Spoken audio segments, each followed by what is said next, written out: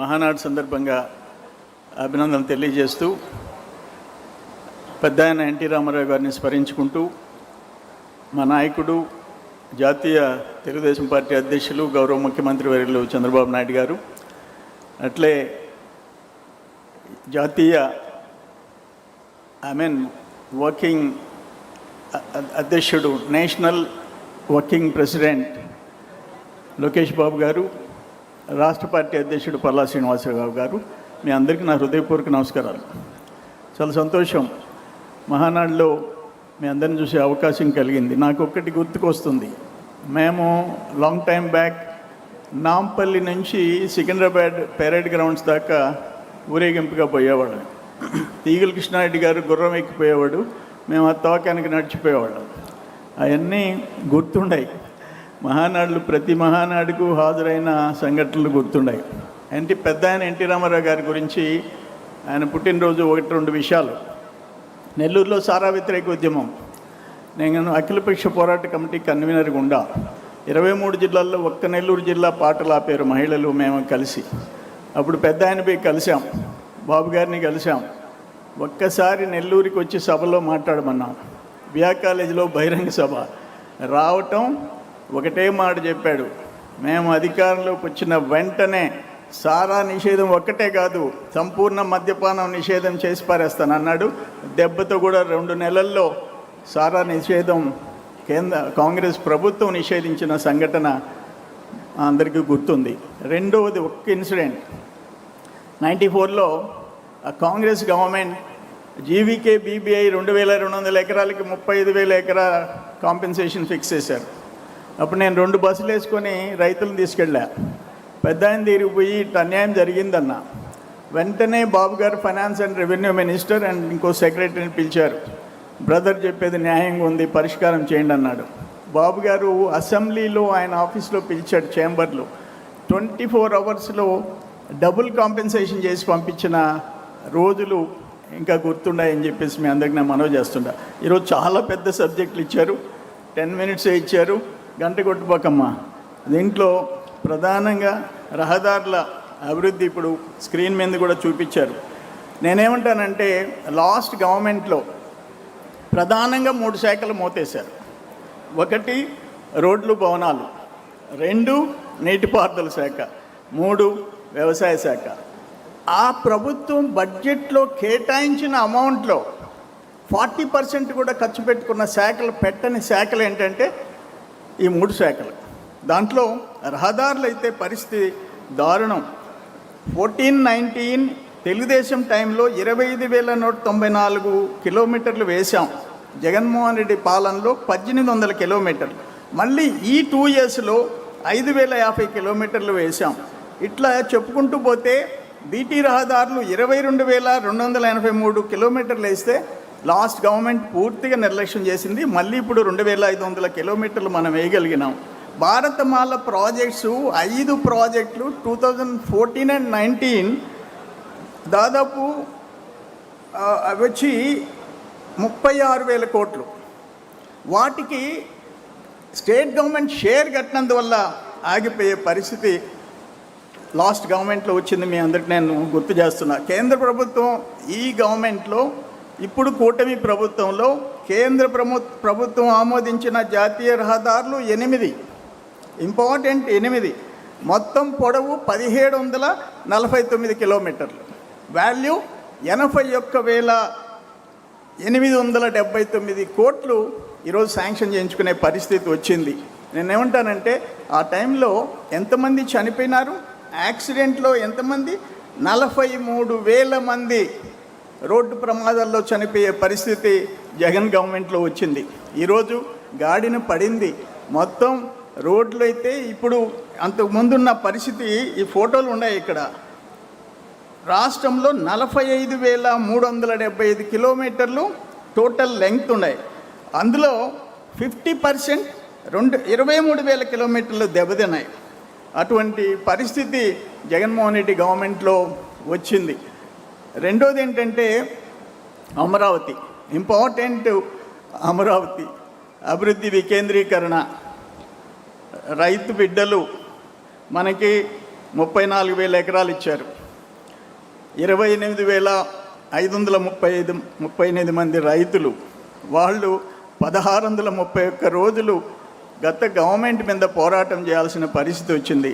230 మంది ప్రాణత్యాగాలు చేశారు. నాకు ఒక్కటి బాగా గుర్తుంది, ఆ సోదరిమణులు, ఆడబిడ్డలు, సోదరులు తిరుమలకి పాదయాత్ర కొనసాగించారు. దాంట్లో సర్వేపల్లి కాన్స్టిట్యున్సీలో పొదలకూరు ప్రాంతంలో మేమంతా నైట్ టెంట్లు వేయించి అన్నీ చేసాం. అర్ధరాత్రి పోలీసులు వచ్చి వాటిని తీసేశారు, రిమూవ్ చేసేసారు. మేమెంత అడ్డుపడినా వినలా.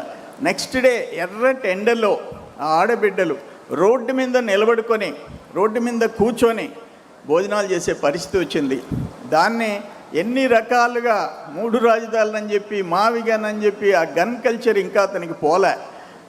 ఈ అమరావతిని నాశనం చెయ్యాలని చెప్పేసి అతను చేసిన ప్రయత్నాలు మనం చూసాం. ఈరోజు 15,000 కోట్ల రూపాయలు కేంద్ర ప్రభుత్వం ఇచ్చి అండగా నిలబడింది. మొన్న లోక్సభలో చట్టం చేసింది, ఎదురు లేకుండా అమరావతి అనేదానికి మళ్ళీ పల్లెత్తి ఆ అపోజిషన్ పార్టీ మాట్లాడేదానికి లేకుండా మోడీ గారి ప్రభుత్వం కేంద్రంలో మనకు చట్టం చేసి ఇచ్చింది. ఈరోజు బిట్ వచ్చినా, ఎస్ఆర్ఎం వచ్చినా, బిట్స్ పిలానీ వచ్చినా, అన్ని విశ్వవిద్యాలయాలు వచ్చినాయంటే చంద్రబాబు నాయుడు గారి కృషి, లోకేష్ బాబు గారి ఎఫర్ట్స్ అని చెప్పేసి నేను తెలియజేస్తున్నా. దేశంలో మొట్టమొదటి క్వాంటమ్ వ్యాలీ ప్రజా రాజధానిలో ఏర్పాటు చేసి భవిష్యత్తులో విజ్ఞానులను తయారు చేసే అవకాశం మన అమరావతికి వచ్చిందంటే అది చిన్న విషయం కాదని చెప్పేసి మీ అందరికీ నేను మనవి చేస్తున్నా. మూడోది ప్రాంతీయ ఆర్థిక మండళ్ళు. దాంట్లో ఉత్తరాంధ్ర ఆర్థిక మండలి విశాఖ చెన్నై ఇండస్ట్రియల్ కారిడార్ పరిధిలో విశాఖపట్నం కేంద్రంగా IT, AI, fintech, pharma, port ఆధారిత పరిశ్రమలన్నీ వచ్చే పరిస్థితి వచ్చింది. కోస్తాంధ్ర ఆర్థిక మండలిలో ఈ సేవారంగం, విద్య, ఆరోగ్యం, నాలెడ్జ్ ఎకానమీ ఇవన్నీ అమరావతికి 15,000 కోట్లు ఇవ్వటం, క్వాంటమ్ వ్యాలీ రావటం, ఇవన్నీ కోస్తాంధ్ర ఆర్థిక మండలికి అవకాశం వచ్చింది. రాయలసీమకి మనం ఎవరూ ఊహించలే. రాయలసీమలో Bengaluru Chennai corridor, electronics, automobile, drone, defence ఇవన్నీ తయారీ రంగాలకు ప్రాధాన్యం. Sri City, Tirupati electronics clusters, green energy రంగంలో 150,000 కోట్ల పెట్టుబడితో దేశంలో అతిపెద్ద హబ్గా రాయలసీమ ఏర్పాటు చేయటం, వీటన్నిటిలో లోకేష్ బాబు గారి కృషి కూడా అనిర్వచనీయమని చెప్పేసి నేను మనవి చేస్తుండా. 1,00,000 కోట్లతో ఉద్యానవన హబ్ ఏర్పాటు చేయాలని కేంద్ర రాష్ట్రాల పెట్టుబడి 60,000 కోట్లయితే ప్రైవేట్ సంస్థల పెట్టుబడి కేంద్ర రాష్ట్ర ప్రభుత్వాలు 40,000 అయితే ప్రైవేట్ సంస్థల పెట్టుబడి 60,000 కోట్లు. ఈ విధంగా రాయలసీమ ఆర్థిక మండలి ముందుకు పోయే పరిస్థితి తెచ్చుకున్నాం. ఈ కీలకమైన లక్ష్యాలు ఏంటంటే 29కి బాబు గారు ఒకటే చెప్పారు, 2029కి 20 లక్షల ఉద్యోగాలు కల్పన రావాలా, 3 ఆర్థిక మండలిలో సమతుల్య అభివృద్ధి ద్వారా, పెట్టుబడుల వికేంద్రీకరణ ద్వారా ప్రాంతీయ అసమానతలు తగ్గించుకోవాలని చెప్పి ఒక్కొక్క ప్రాంతం ఒక్కొక్క ఆర్థిక శక్తిగా పెరగాలని చెప్పేసి లక్ష్యంగా పెట్టుకున్నారు. అది మనం అందరం చూస్తున్నాం. ఇంత పెద్ద ఎత్తున 1,00,000 కోట్ల పెట్టుబడి 2 ఇయర్స్లో తేవటం బాబు గారి కృషి, అక్కడ మోడీ గారి సపోర్ట్, లోకేష్ బాబు గారి అనిర్వచనీయమైన ఆయన ఎఫర్ట్స్ ఇవన్నీ కలిసి వచ్చినాయి. ఇక్కడున్న జనసేన పార్టీ, పవన్ కళ్యాణ్ గారి అండ. అట్లే ఇంకోటి ఏంటంటే, ఒకటి ఇది ఇంపార్టెంట్ సబ్జెక్ట్, పేదల పక్కా ఇళ్ళు. ఎన్టీ రామారావు గారి సృష్టి.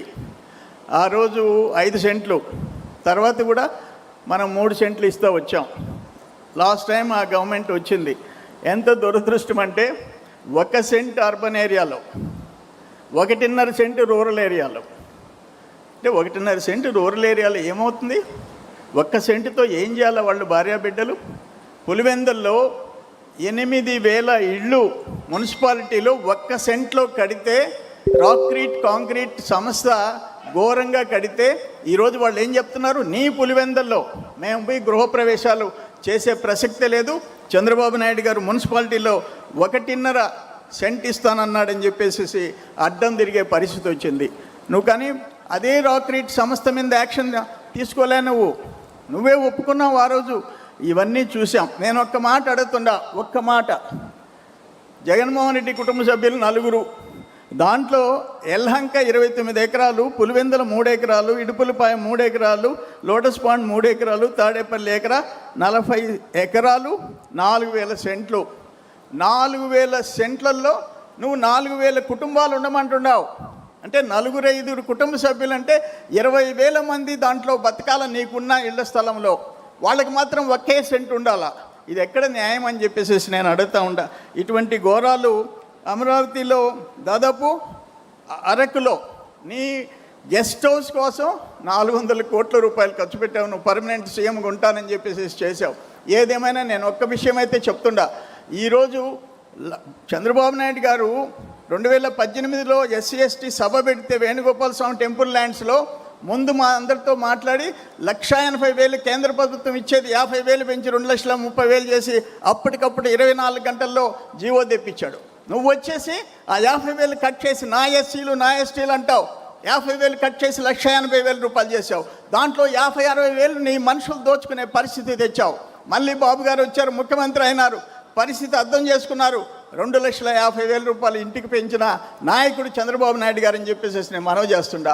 దుర్మార్గాలు, దోపిడీలు, ఆఖరిక 1,80,000 కేంద్ర ప్రభుత్వం ఇచ్చే దాంట్లో 60-70,000 దోచేసుకొని ఆ ఇళ్ళు దేనికి పనికి రాకుండా చేసిన ముఖ్యమంత్రిగా పనిచేసిన వ్యక్తి ఈరోజు గొడ్డల పార్టీ అని చెప్పేసి తెలియజేసుకుంటూ, టైం లేదు, గంట కొడుతున్నారు, చాలా ఇంపార్టెంట్ సబ్జెక్ట్స్ ఉన్నాయి. ఏదేమైనా మీ అందరి మరొకసారి మహానాడు శుభాకాంక్షలు తెలియజేస్తూ సెలవు తీసుకుంటాను.